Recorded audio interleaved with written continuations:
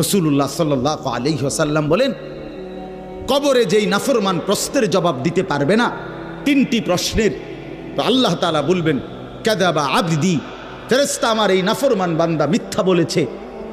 ফাআফরিশুহু মিনান নার ওয়ালবাসুহু মিনান নার, আমার নাফরমান বান্দার কবরে জাহান্নামের বিছানা বিছায় দাও, ওরে জাহান্নামের পোশাক দিয়ে আবৃত করে দাও। ওয়াফতাহু লাহু বাবান ইলান নার, জাহান্নাম বরাবর তার কবর থেকে দরজা খুলে দাও, কবর খুলে দাও।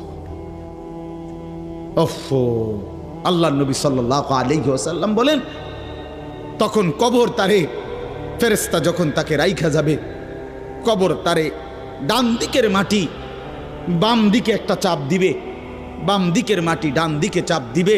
আল্লাহর কসম, নবী বলছে হাত্তা তাখতালিফা আদলাউহু, ডান পাশের হাড্ডি এবং এই